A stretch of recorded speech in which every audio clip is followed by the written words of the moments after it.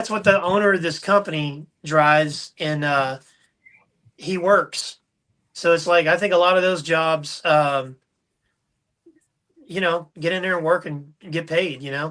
I think that I we've would gotten to not. a place, man, where like my generation was told repeatedly, get a degree. A degree is all that matters. It doesn't matter what the degree is. There's a six-figure job waiting for you when you graduate college. You'll be making money hand over fist. Here, take these loans. It doesn't matter that you have to take out massive loans in order to get that degree. You just have to get a degree. Trades are below you. Manual Yeah, labor and half your below you. working life you're going to spend paying that loan back too. Exactly. So there's a lot of political. I think that's why we have situations like what you're talking about, David, where you have these labor shortages and people don't want to work the jobs because they've been told most of their lives that stuff like that's below them. And now there's a new political faction of our society that are now saying, don't go to school, don't get those loans, don't put yourself in debt. Find a decent job in something that you enjoy doing if you can get it at a fair wage, and don't put yourself in debt. These kids, the generation that's going on right now, that's going to school, they're all in debt. They're not finding work. They're not getting those jobs that you just explained. And the whole society is all upside down right now because those people that went to school to get those, they can't get those jobs. There's not enough jobs to give them. Well, I think that the dirty little secret is finally becoming true, or the truth is being brought out, that not everybody needs to go to college. And the whole thing, like you just said, Terry, that's kind of it's like a Ponzi scheme. Get people in, process them through, don't do the jobs that actually pay real money because it's beneath you. And get their money. And like these colleges just are living high on the hog, man. Oh yeah. And it's like, well, if you don't go to school though, you're not a good citizen, or you're not smart, or you're not worthwhile because you don't have a degree. Right. The last I looked, Oprah and Bill Gates didn't have degrees. Not two people I like very much, but two people that are very successful. They don't have degrees. And I believe Oprah is one of the most powerful women in the world. It all comes down to this: hard work. As Tony Montana would say, working hard and having the balls to see your dreams come true. Or the ovaries to see your dreams come true. To be fair there to the ladies. But it's just it sucks because we're all fed that line. You got to go to college, Why tell me why? That's like saying, well, everybody's gonna go jump off this bridge. You guys are a little bit older than me, and it was heavy in my it was mine too, man. Now we were basically told in school that like that's all there is. School is only to prepare you for college, and that's it. And I think that we have gotten to a point where we've prepared so many people for college instead of preparing them for life that we have nothing. I can't say nothing, but we have such an overwhelming abundance of people who aren't prepared for life that they think they're above those manufacturing jobs. They think they're above those labor jobs. They're not out there starting businesses. They are waiting for someone to. They're waiting for a roast duck to fall on their plate. Now, David's generation, the greatest generation. Thank you, David, for your generation fighting World War II. We love you for that. David's generation had a little bit different thing when they came back. People were giving them jobs. Unfortunately, Dan, I'm Generation X. I'm just teasing, man. I know you are.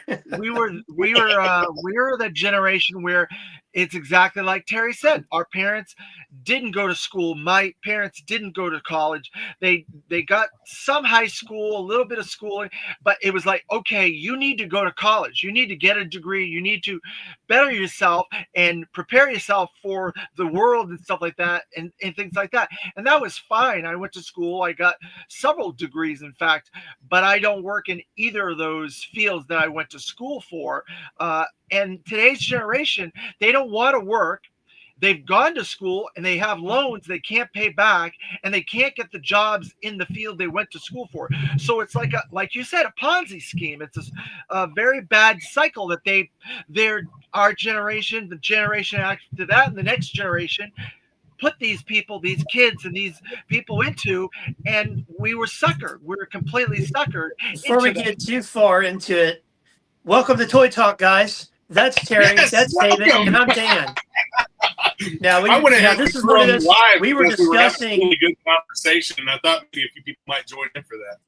We were discussing, knowing's half the battle. So we were discussing what that other half is and what we believe it is. That's what we're debating right now. It is connected to the toy industry because it is.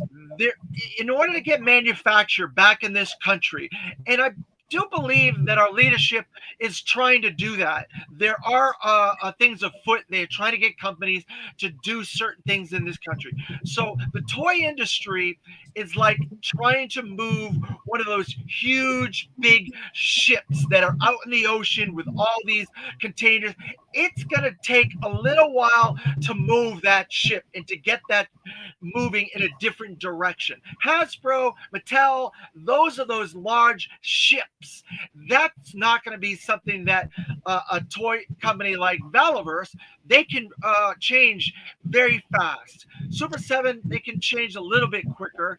These independent toy companies, they can move quicker. Mattel and Hasbro are those big ships. It's going to take a little while to move that ship and bring it back to the United States and get those jobs in manufacturing and things like that back into the United States. I think it's possible. I want it to be here, trying to get people to do those jobs and trying to get the intelligence and the qualified people to get in behind that is a whole lot more difficult than just saying we need to move manufacturing back to the United States. Here's something too, like we were talking about. I just said the dirty little secret about college, and you guys know me. I'm pro business. I own a couple businesses, and I'm all about all that stuff. But I'm kind of anti big corporation.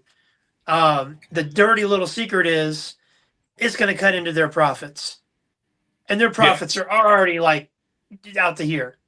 And so that's the problem. They're going to have to eat it a little bit because next year price increases are coming. I was already told by one of my vendors. The price increases are all here. And the crazy thing is, and he was saying that a lot of this stuff is going to be made in Vietnam, where we have a positive tariff situation, unlike with China, like what started the conversation. But I've told you guys before, this is 2018. Hasbro wanted $30 6-inch figures, and that's where we're headed. But yes, unfortunately, that's what we talked about in 2018 was that Hasbro wanted $30 6-inch figures. That's where we're at basically right now. We're at $27.99 for a basic 6-inch figure. Let me go ahead and share my screen here real quick, David. Remember that article, that interview with Chris Cox that was on YouTube like 6 months ago? It was in the spring, where he said, look, we've been holding back getting to $30 for quite a while, and now you can tell in some of the new Hasbro classified figures that we pre-ordered on Tuesday. And in my reviews, Dan, you watch a lot of my reviews, you can see a lot of deco and a lot of extra color apps are on those figures that are the older figures from 2023, 2022, 2024. But the ones that are now on the figures, you don't have color apps on the guns. You don't have color apps on the handles of the equipment. They're cutting back on the color apps on the figures. I noticed the opposite of that. You do have more paint apps on accessories. Oh, you think so? I do. I think it depends on the character. Because Lifeline's case, there's not like a black on the handle. His gun, there's no deco on any of the guns. There's different parts of that normally. I just did a low light review this morning, and there's all kinds of deco hits on those weapons and the cases and the different stuff that they're not putting on those figures. This handle was white on the figure, 4-inch figure. Yeah, that's my point. let me do a little bit of speculation here. They're starting this new 3.75 initiative. Why, I don't know, but I think I have some ideas. I think we're on the same wavelength with this, Terry. Yeah, I think that they are trying to push a smaller product. They're testing the waters for a smaller product at a lesser price point than a 6-inch figure, and are trying to move some things into a 4-inch line. Now we know that they've done 3.75 and 4-inch lines in the past, and the most recent outing with that kind of failed because it wasn't what people wanted. This is something totally new. This is a new construction. This is new articulation. But they the did price is high. Characters. It was the character selection. They were doing characters that we'd already gotten. They were trying to do Sunbow inspired, so that was where it went wrong. If they had did characters like Big Lop, Pythona, Zartan as Cold Slither, the Fatal Fluffies, all the stuff that Super 7 did or is doing, it wouldn't have been a failure. That was the failure. It was this character selection and the way they went about it. Yeah, I totally agree. So these are a modern articulation figure with a little bit more to them. They have the thigh cut, they have the articulated feet, they have the torso articulation. They look pretty much like a normal modern figure with a couple additions. They're the 3.75 scale though. So you get the 5 figures. You get 2 small vehicles and the diorama stage for $260. I don't see the value in that stage dio set or those 2 small vehicles, really. We'll go through some of the other photos, but these figures should be somewhere around, in my opinion, the $20 price point. So you have $100 in figures, and then tied up in this dio display stage and the 2 small vehicles, another $160. Yeah, so what could the price breakdown be with that stage and Terry? I think as we were talking earlier, I think we're on the same wavelength with this. I think they're going to try to they're going to price people out of the 6-inch and push people into the 3/4, 4-inch market. And like I told you, I could see them doing $20 a piece 4-inch figures with a ton of accessories, this new kind of construction. Because you'll rationalize, well, $20 is cheaper than 30, and I'll have more space and more room, for this stuff. I think that Tron set that I've seen about 6-inch figures is space. Yeah, I think those Tron figures look amazing. Like I want it. I want it too. I just can't justify that price. But yeah, me too. That's the problem I'm at. I can't justify the price. I don't think it's going to fund. That's another reason why I'm not going to even jump into it. But I love it. I love Tron. I love the Tron franchise. I would love to get these, but I don't know what they were thinking at that price point, how they came up with that price point. But going by Terry's math, if you're going by $20 a figure, there's $100 there. $50 a vehicle, there's $200. Then you're saying $69 for that display? And then if you look at what the figures come with, I mean, the accessories are minimal. It's basically just the figures. Yeah, I really would love to get this. I just can't justify it. Yeah, same here. I think it looks cool as all get out. Plus that display lights up and the light cycles look really cool. But I just can't. That's too much money. Do you think those figures glow in the dark or anything, Terry? I have no idea. I haven't even read through all this to see what features it has. I've just there are more plans for more 375 apparently during the Hasbro Pulse panel in New York Comic Con this past week. They did say they do have more plans. They got to see how this goes. And I think that it's odd they would go with a 3.75 instead of 4-inch. Yeah, I agree with you because they just did that Ghostbusters O-ring construction set, and that did fairly well. I think that funded that Ghostbusters thing. So I was a Yep. little surprised. And another thing, this is a Disney property, so they're probably having to pay a licensing fee for this. Yeah, that's Oh, part yeah. of that cost.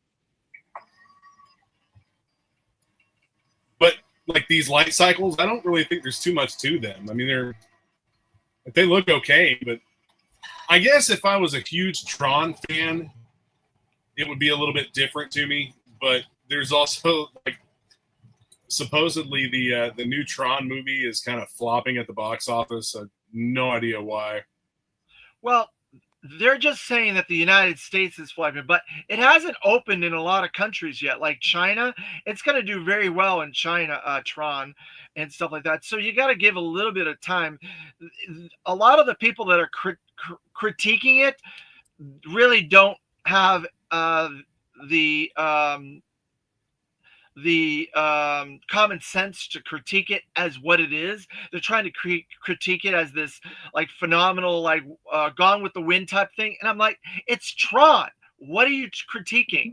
It's got action. It's got adventure. It's got wonderful music. You know, it's in the Tron franchise. I've seen it twice. I enjoyed it for what it is. I'm not going to make it out to be something that it isn't. It looks cool. I haven't seen it yet, and I probably won't because of two words, Jared Leto. But I thought he was your favorite Joker. He's your favorite Joker, Terry. But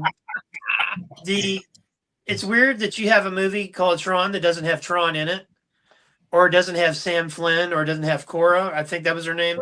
They are technically in it, very peripherally. Yeah, but see, you have a air in it, but they don't have like lines and things like that. It's like the first movie where they kind of did that background and stuff like that. It's like that. They're in the background. So far, we have 986 backers of 10,000 with 36 days to go. I think that's not even 1,000. Yeah. Yeah, that's pretty low in my opinion. I mean, if they want this to fund, they're going to have to just do it. But there's no tiers to it. There's no unlocks. I don't think there's no. It's just this. Yeah. It's just the Disney Hasbro Tron, and I mean, there's not really much excitement to it, in my opinion. It's a shame. It's really a shame. I would really like to get that. I think they should have put. Is Ram in there? Is Ram one of those guys? Because I know it's Sark, it's Yuri the girl, it's Tron, it's Flynn. There's no Clue and there's no Ram, it looks like. It just seems kind of an offering out of left field. It does. It does. Well, it's coinciding with Tron, Ares. That's why they did it at this point. I guess, but I mean, there's no connection to Tron Ares in it except the name Tron. And It's Flynn's in it. It's all the original movie. Well, Sark is. Well, I don't want to spoil the movie for you, but there is a very big connection to Sark in the post credits, and Flynn's in it, and the whole idea is Tron, the computer, the game, and all that. So that it does. There are parts of it. I don't want to spoil the movie for the fans out there, but there are connections to Tron and other characters in this HasLab. I will say that the face sculpts on these figures are phenomenal. Yeah. Especially when they're look at them when they're in the light cycle. Pull up the picture of them in the light cycle. It looks amazing. I think, isn't there another Tron set of figures that Hasbro's doing, like the Legacy 6-inch figures as well? I don't think so. I thought I saw somebody doing 6-inch figures, but I didn't know if it was Hasbro. I think it's Hasbro. It was at the booth, the Hasbro booth for New York Comic Con. I believe there was 4 figures for the Legacy. I could be mistaken. There's so much cool stuff in New York Comic Con. Legacy set? Huh? Are you talking about G.I. Joe, David? No, Tron Legacy, the sequel to Tron. There's nothing on Pulse. Okay. I'm not sure then. But yeah, I know what you're talking, David. I know what you're talking about. I can't remember. There was so much information in New York Comic Con that I do know what you're talking about. I don't know if it was them or if it was somebody else that was doing them. Okay. yeah, that because price increase that we were talking about, that $27.99, that's already here on Pulse. I know Yeah, some so- retailers are still at $24.99, but anything Pulse is $27.99, and seems like they're doing whatever they can to eat up that free shipping that we get with. Yeah, well, we talked about that last week. Yeah, so you kind of agree with me now on that? That's what it feels like. That may not be the logistical reasoning for it, but that's what it feels like. Well, I ordered all my figures just like I always do, 2 of each, and whatever, it is what it is. I'm a completist. I'm gonna get them. It's gonna get to a point though, if we start getting like a lot of those pre-orderable vehicles, like the Arctic Assault Hiss or whatever it's called, and it's like more than $200, then I'm gonna have to start changing my pattern of buying and only getting one, I guess, because I'm not going to be able to afford all this. I'm already to a point, man, where I'm changing my pattern of buying. I'm changing what I stock to resell. I'm not going to be carrying very much classified stuff going forward, just because it's the pricing is just, I can't do it anymore. The struggle is real. Hashtag the struggle is real.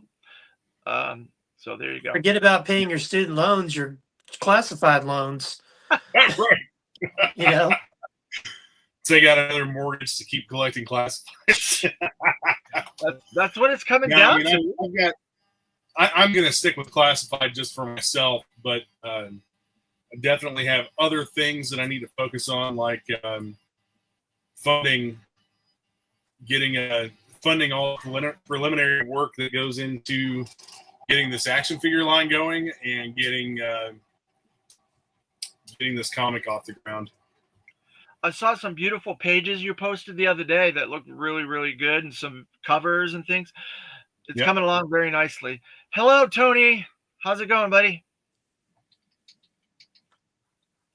Yeah, we are basically to a point of waiting for color to be done, approved, lettering, and then we will have the goal is to have all of that done by the end of this month, and to next month get the preview squared away and release the preview book to start promoting it before December.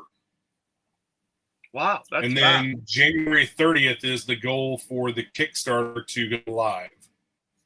Oh, you're really moving quickly on this. Not as fast as I would like, but this stuff never goes as fast as you like. Trust me. If it was me, I would already have it out. If it was up to me, and it would be a half-assed attempt at whatever, and I'd be ready to throw another one, but you can't do that. Not successfully, at least. Yeah, sadly, it takes time. Rome wasn't built in a day. Trust me, I haven't done 3 of these crowdfundings. Well, 2, and then one was a reprint. It gets it's like watching the political returns. Like on that last night, I'll never forget the first one I did.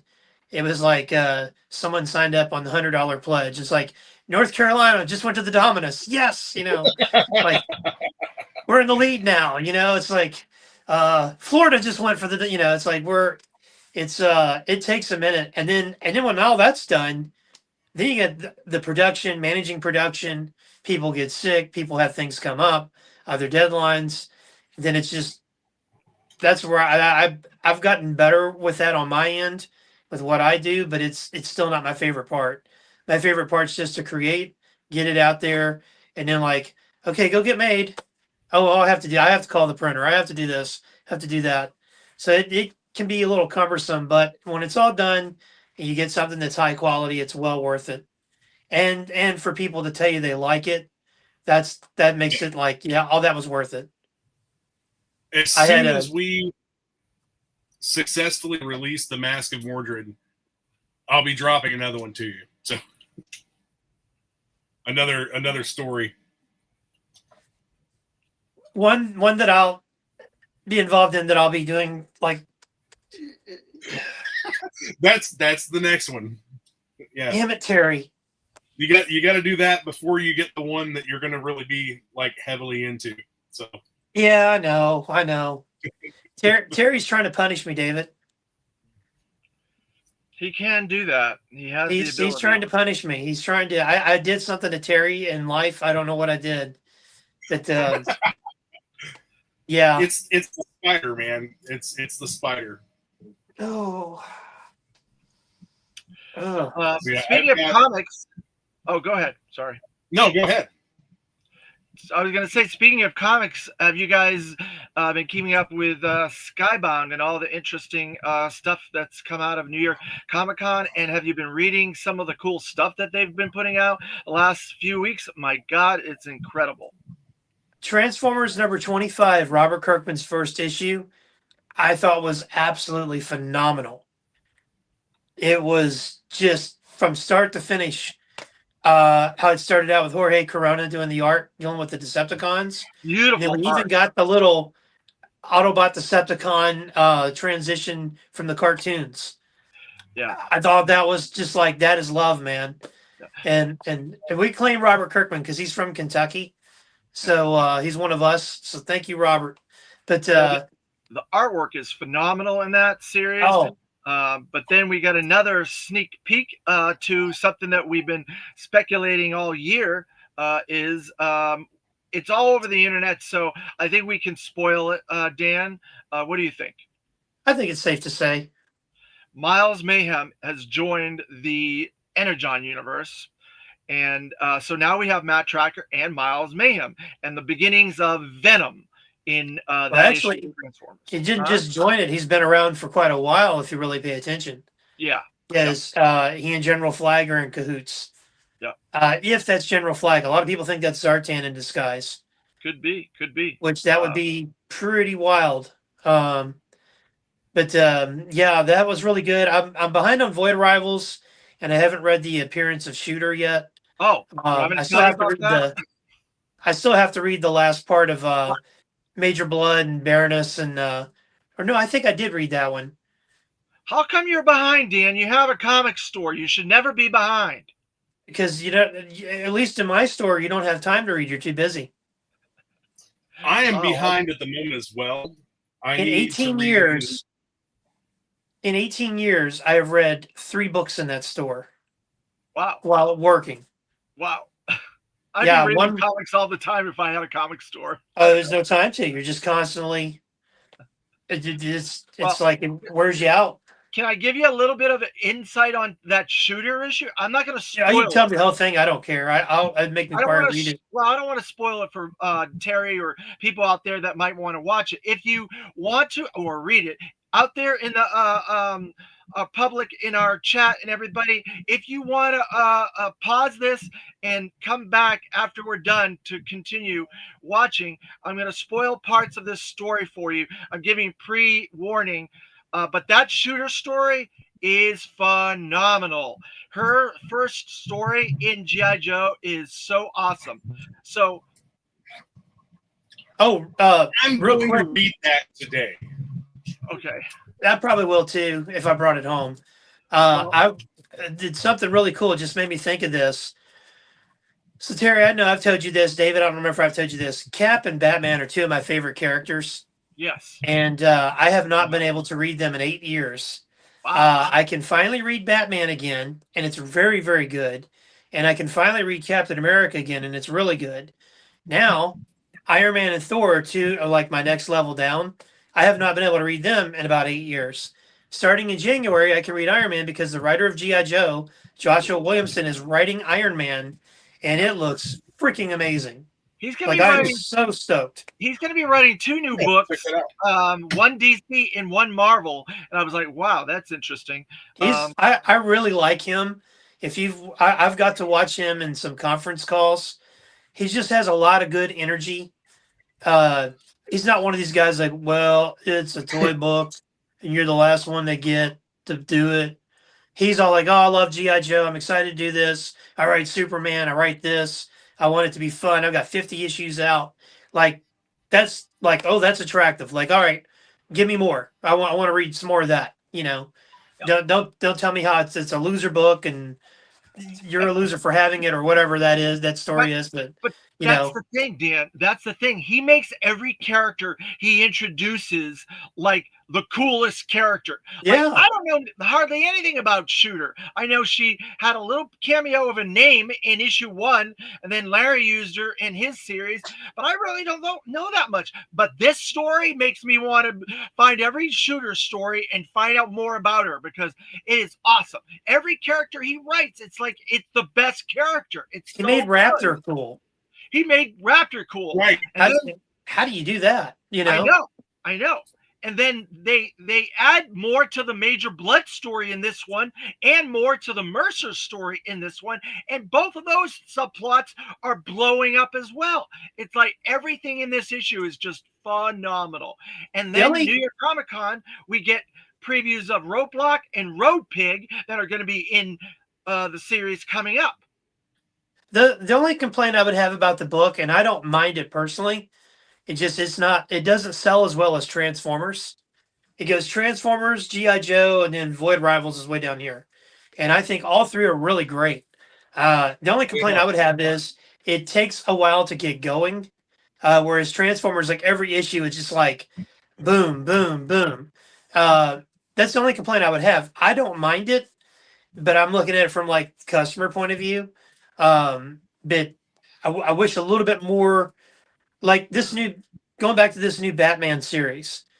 Every issue is self-contained. It's its own story, but it's not like if you said I'm going to read Batman with issue 10, that I don't have the other 9, you're not going to be lost. You know, it's like it's Batman. What do you need to know? That's how comics were made to be. That's how they should have been. Every comic. Well, they got people like Brian Michael Bendis in the industry that wrote for the trade paperback, and I'll never forget. I was on a conference call with Marvel with Tom Beveroot, or however you say his name, and who was the guy? Who was like the head of their marketing and sales at the time, Jim McCann or somebody like that. And I was one of the retailers that was on the call from my area. And they were getting ready to roll out Marvel Now, which I thought was a pretty good initiative because things have gotten kind of messy, and this was kind of getting everything kind of streamlined again. And they had some really good stuff. And they were like, "We're no longer going to write for the trade paperback." And I was like, "Thank you. My customers don't care about that." I said, "My customers that buy trade paperback, like Terry does digital, okay? Terry doesn't care if it's one story or a 6-parter. If you buy just trade paperbacks." You buy them because you don't want to fool with comic book boxes and bags and boards, and you want to read a whole bunch of it at once and put it on a bookcase. People like me, I get the comics and sometimes the graphic novels because I'll take the graphic novels on a trip or something when everybody's asleep or whatever. But it's like, and they're like, "Oh, we never thought of that." And I'm like, "You're freaking Marvel. How would you not think of that?" It's like if you put Amazing Spider-Man by Stan Lee and Steve Ditko out, volume 1, issues 1 through 6. They're all going to be individual stories. They're not going to be like some greater, Bit by the Spider part 1, and nothing happens to part 1 and part 6. The rest is filler. It's all going to be 6 stories. I'm like, that's just the mechanism which people like to read. Terry does digital. Some people just do trade paperbacks. Some people do the comics. It just kind of depends on your preference. But like the storytelling, like you go back and read like Hama's early runs on G.I. Joe, a lot of those are the traditional Marvel storytelling, kind of like in the can, one and done. And then it would start around probably 16 is when it started to kind of like tie into other things and kind of start to loop around and this would lead to that and that sort of thing. But like you could still read like issue 23 and not be lost. You kind of get introduced into the story. And, that's the way comics should be. And really storytelling. You go to see a James Bond movie. Well, we just don't have James Bond anymore, thanks to Daniel Craig. But if you went to see a James Bond movie, it's like, well, I haven't seen the last 50 years of them. You don't need to. You get what you need in the movie. They don't explain the origin they just kind of take you along for the ride, and you kind of learn who he is pretty quickly. That's to me that's a good form of storytelling. But yeah, Joshua Williamson, I think, is crushing it with the stuff he does. Props to him. I think he's one of the best writers out there currently. He knows how to tell a story, and he keeps his. I don't know what his biases are. That's a good writer. I don't know who Superman votes for. I don't know who GI Joe votes for. I don't know who Iron Man's going to vote for. If I worry about that stuff, then it's probably time to take me out in the woods and do an old yeller, But it's Terry, like, look at the spiders, Dan. Look at the spiders, don't do that, Terry. I'm just kidding. I don't want to look at the spiders. But Terry's got some evil ideas in his head. I can see it in his beady eyes right now. But yeah. If you're not checking out Battle Beast by Skybound, which has nothing to do with Energon, that's another great book that ties into the Invincible universe. And just, I got a lot of people that are worried about Robert Kirkman being able to keep up because he's writing like 3 books now. There's a rumor that they're gonna there's a rumor they're gonna kill Void Rivals and put it by the wayside, and a lot of the subplots are gonna go into Transformers. I don't know if that's true or not. I don't think so. I think they're gonna run with 3 books, or if they do, they'll replace it with something. Well, I don't know. It depends on how the Quintesson War goes. If they win, you never know. Maybe But there's a big. I thought you were going to talk about Walking Dead. There was a big rumor because they're putting Walking. They've been putting Walking Dead back out, but they're doing it in color because originally it was a black and white comic. And there's a big rumor that when they get caught up to the last issue, that it's going to continue, which I think that would be amazing. But I don't know if that's true or not. Just like we heard the rumor about the Energon Universe cartoon, which I don't know, who knows. Maybe the cat got out of the bag too soon. I think so. I think that's the case on that one. I think it's still possible, but speaking of Energon Universe, and I know I'm doing a lot of talking, we are going to start getting Energon Universe inspired characters in G.I. Joe. Are we? Yes. I got a whole, don't ask me who, because I swear he tells me and then I forget like the next day. I do remember a couple. We're getting Rugged Duke, which I think that's going to be Energon Universe Duke, and we're getting a. I told you guys in the chat. Should I say it aloud? I don't want to. I'm not. No one's going to know where. Yeah, sure. Go ahead. Apparently, we're going to get a deluxe Cobra Commander that's hooded version. Oh yeah. Yeah. Is it going to be through San Diego Comic-Con, Pulse, somewhere else? From what I understand, it's going to be a fan channel exclusive. Before we continue, we need to preface this with saying that this is not set in stone. It may change in the future. Exactly. But as of right now, what is slated? Go ahead and say that again. It is slated to be next year a fans channel exclusive, a deluxe series hooded Cobra Commander. He's going to be about $51.99. So they're going to make you pay to get him, but and I don't know what he comes with. I would assume a lot of stuff. And Destro with the despoiler, which we were supposed to have 2 years ago, we're going to get next year. And there's just a lot of, and there was somebody else Energon related we were supposed to get. There's a specific character. They don't know the name of the character. It just says G.I. Joe Classified Energon Universe character. So I'm going to assume that's probably Risk. Good Baroness or Risk, one of the two. Man, I want a good Baroness. I'd be fine with either of those. I'd absolutely love to have that Baroness figure. That would be awesome. Yeah. Well, they kind of speculated at the panel, New York Comic Con. Someone asked a question about that. They said, why are you taking so long to get, somebody asked a question at the panel and it was like, why are you taking so long to connect Energon to Classify? They said, well, there's a lot of logistics involved and we do want to do it. We're very excited and just stay tuned to next year, they said. I can almost see them pivoting totally to doing Energon. And then just like the classic G.I. Joes we would get on like retro card. Yes. Keep You that know, stuff on the retro cards. Give us updated stuff for the boxes. that's what I could see them doing. I mean, I have no knowledge of that's what they're going to do. It's just but I could see them start to, because how you can introduce. I mean, I've said it before. I mean, you could make every single GI Joe character they've made in the past, including some of the Valor versus Venom stuff and all that stuff, and then like, all right, here's Duke with his shirt untucked. Okay, cool. I'm going to get that. Or yep, there's Terry and his Valor versus Venom. I We like need the Cobra Valor versus Claw. Venom. There's a lot of cool stuff in Valor Terry, versus Venom. There really was. Terry, were you disappointed there wasn't a spider character in Valor versus Venom? There was No. spider characters. There was desert scorpions. That's not a spider. A scorpion is in the spider Hey, those family. Desert Scorpions were really cool. Yeah. And I thought that's what we were going to get with the classified version, but I'm not disappointed with what we did get. No, So I like next week at my store, I'm going to be receiving, hopefully on Tuesday, Budo, Desert Scorpion. Shoot, I've already forgot. It's on my list. you're You behind. know, You're email will behind, be going out man. next. I've had a lot going on, man. We're in the process of possibly listing and selling our house, and I've got all this stuff that I have to get packed up at some point. Are you going to Which- move? Are you moving to Find Florida? places we're gonna move. Are you moving to Florida? Did you find a house down here? No, we're well, I can't. I got to be careful with my words here.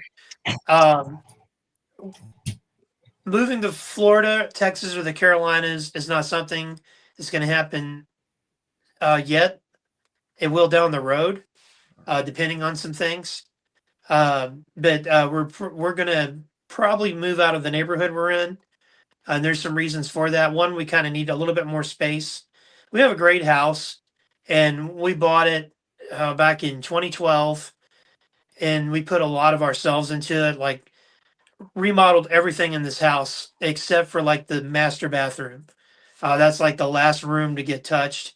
New doors, internal, external, hardwood flooring. Redid the kitchen a couple of years ago.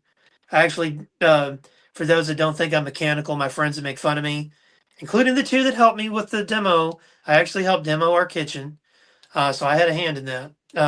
So not only does Action Verse Entertainment create inspiring and awesome comics and toy-like characters, we also do remodel work. But we need a little bit more room. Our house is kind of not configured the way we want it, and plus Wyatt, we don't really have a great backyard. And then there's some our neighborhood's kind of. When we moved in here, the neighborhood was 5 years into a renaissance, because this used to be a really fancy neighborhood back in the 60s and 70s, and then it just kind of fell apart, and then it's kind of come back. But now we have a neighbor 2 doors down that he's like disconnected his AC unit.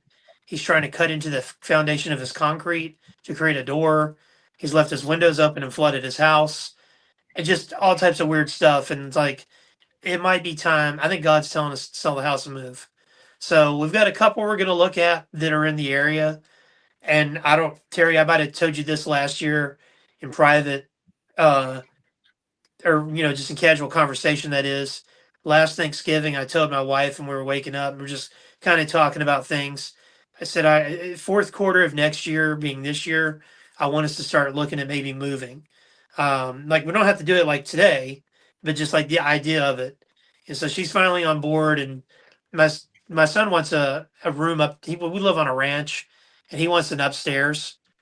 And it's like, well, wait till you're really tired and you have to go upstairs. You're gonna hate those stairs. Because sometimes if I'm down here in the basement, I've had too much wine or I'm really tired, I just stay down here because those stairs, I ain't messing with those stairs. So yeah, we're in the process of looking to see what's out there, and we're starting to declutter. And as a former realtor, well, I guess I'm still a realtor. I would tell myself, pack all this stuff up. And plus, I don't want some kid coming in here and grabbing a figure and, $50 snake eyes in his pocket, or somebody that knows what some of this stuff is, and I come back and like, oh, all my Carded Joes are gone. That's weird. What happened? Plus, it's kind of, I would tell anybody, if you're going to sell your home, pack all this stuff up and put it out in your new home, because you don't want it to be off-putting. You want somebody to come in and think like, oh yeah, this could be an office, or like they'll come down here and be like, what the hell? This is really cool, but what's going on? But yeah, so that's what we're doing. But yeah, we got a bunch of Joes coming in next week. And then we got more stuff coming in the week after that. Yeah, I'm pretty caught up right now. I'm only waiting Oh. on one more thing. And shocker of all shockers, they sent my Ghost Viper and Gyre technology out. It's on the way to me. I was like, Wow. holy cow, that was fast. I did found it not was quick for me. Did you get that? I got charged for something. I don't know what Pulse charged me for, because of course now it's like all of the charges are just random and they don't let you know anything. There's no Sarge and Mercer. We're getting Sarge and Mercer next week. That's a really nice set. All this stuff is really nice.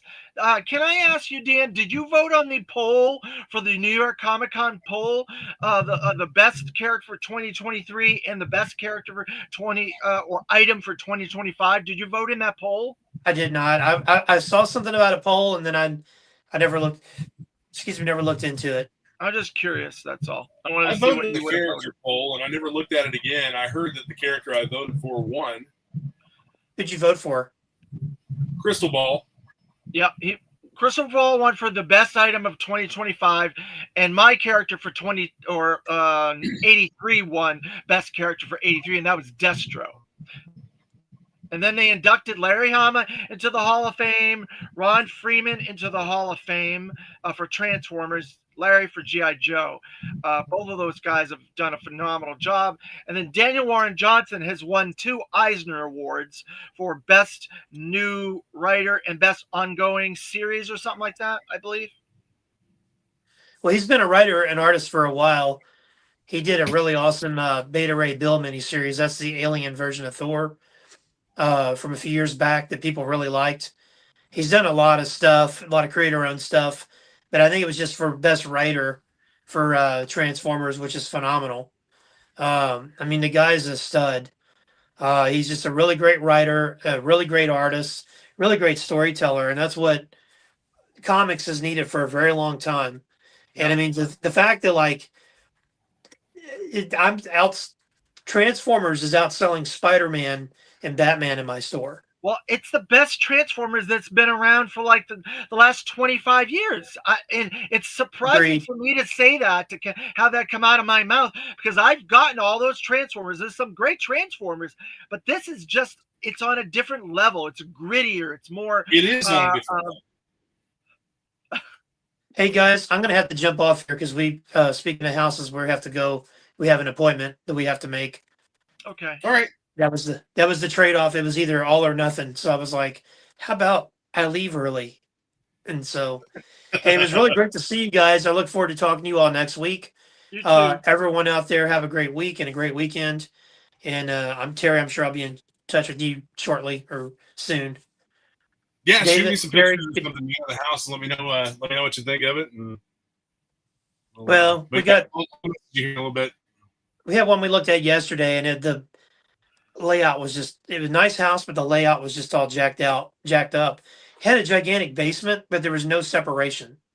And I'm like, yeah, I would love to fill this up with 70s, 80s, and 90s collectibles, but there's no separation. Like, I don't want people like just walk down the stairs and there's Cybertron. You know, it's, Yeah.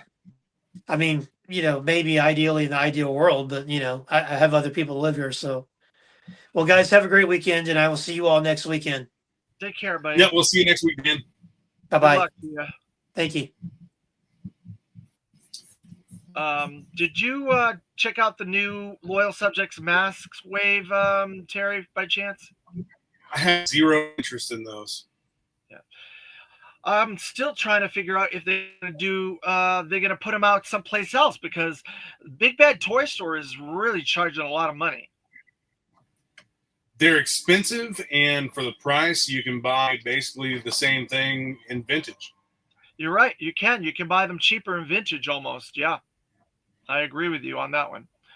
If they had done something a little bit different, if they had made them, like, let's say they had made them 3.75 O-ring figures, I'd be all in it. I would be in it.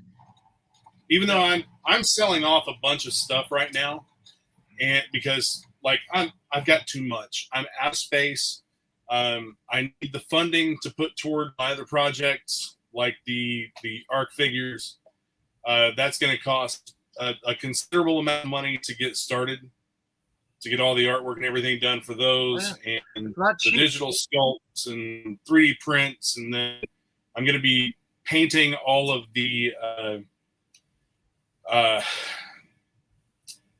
can't remember what they're called. I'm going to be painting all of the paint samples myself. So I don't know if I'm going to have anybody else join in on that or not. I've got a friend that may paint one figure because he wants to do a version, but you know, that's pretty much it. All of the painting is going to be done by me. So. Yeah, I always thought you got a lot more than a lot of other people. You buy a lot more third-party stuff than most people, and a lot of that stuff's expensive. So I was a little surprised. Well, dude, I do a lot of it because it's people I know that are making them. Right. A lot of third-party stuff that I bought is like Action Commander, the Super Gem line. That's not a scale figure that I collect, but I buy those because somebody I know is making them. The same thing with like Strike Force Alpha. Those figures, it was, you know, I got into them because somebody I knew was involved in the line, and you know, they're great figures. Yep. So I supported that. The Skeleton line. Are you getting the Arctic new Eagle Hawk to go along with your other ones? Oh yeah, of course. Yeah, I actually developed a little bit of a communicating relationship with some of the people at Fans Hobby, and I was trying to bring in a bunch of the Eagle Hawks. That's when all of the tariff stuff was going back and forth, and at the time it was not going to be feasible for me to bring them in and pay the tariff when it was about the same price or cheaper to get it from the Chosen Prime or to order directly through Fans Hobby. But I got the thankfully I had a couple people at Joe Fest who helped me to get the Tiger Hawk. Nice. Or the Tiger Force themed Air Eagle. Those are big. And yes. And I'm gonna get the Arctic version as well. The Arctic one looks really nice. It's still a mystery. It's still a mystery. I don't know. Maybe you know more about it than I do. It's still a mystery about that cease and desist situation with them, how they're able to do these things. That's the Skyhawk. You can't. There's no bones about it. It's a Skyhawk. Why are they allowing that? It is not. No. There is a configuration of the Air Eagle that looks like the Skyhawk. It moves around. I know it does, but come on. That's like their VEO2. That's the Fang, but they used the body from the Air Eagle, and they've added a canopy and made some changes to it. So I mean, it's and all the extra stuff that they're making for their sets, like they're doing great things with it. They are. I agree. I think that's a phenomenal company. I was there at Joe Fest. I saw that stuff. I did some comparison shots with some classified vehicles and photography of some of that stuff. It was phenomenal. I would love to get all that stuff, you know, but the fact of the matter is, you know, you can only do so much. You're feeling that right now, the FOMO, not the FOMO, but the struggle right now yourself selling things off, and it's difficult. I would like to get those. If I didn't think Hasbro was going to make it an Eagle, a Skyhawk, I would probably get those because they're fantastic. They have the lights. They look exactly like the Skyhawk. There are 3 versions of it. It's really beautiful.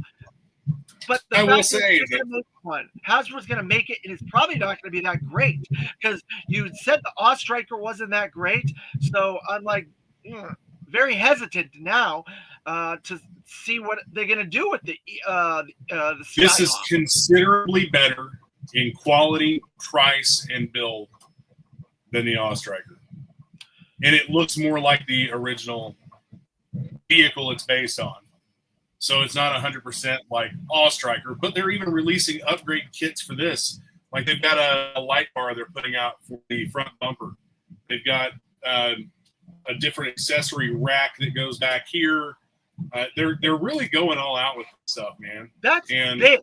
People don't realize how big that Fans Hobby one is. It's bigger than the Vamp.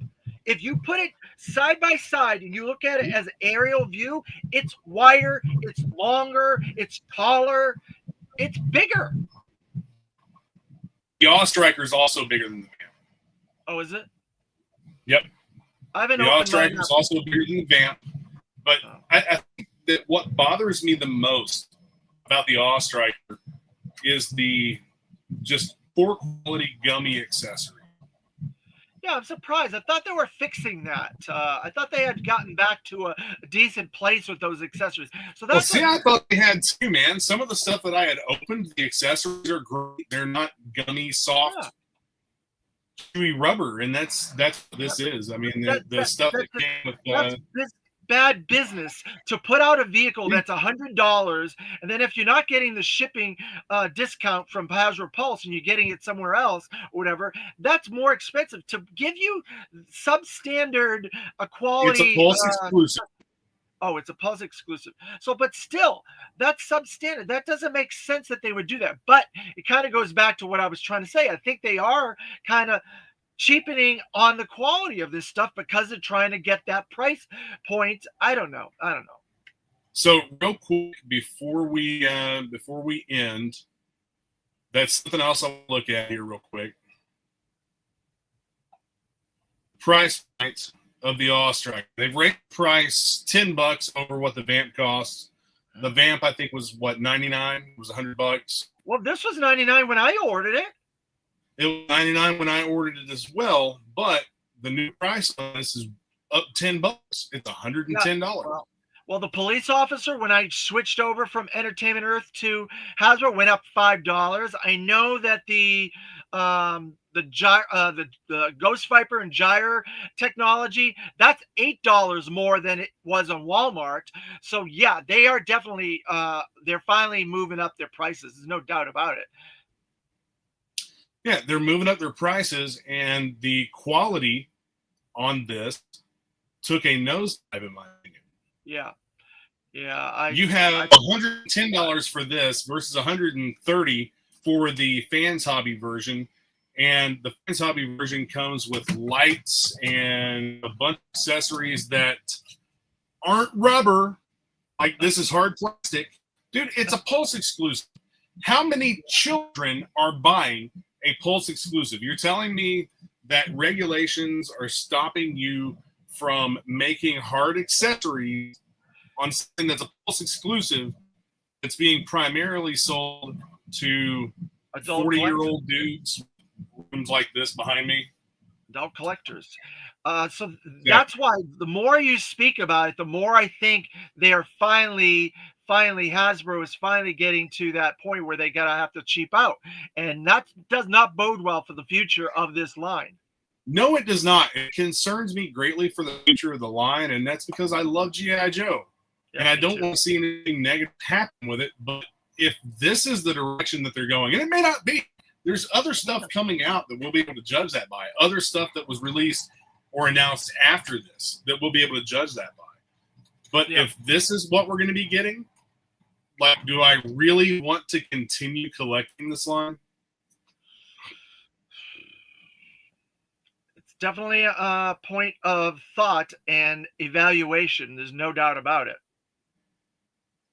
So just to be clear, HK Viper, the crankcase, and I don't know, maybe you already know this, but the crankcase figure, that broke when I tried to move the torso. When I tried to bend that ab crunch, it snapped, and it was in the video, I don't know if you can hear it or not, but it was a pretty audible snap, and that should not have happened.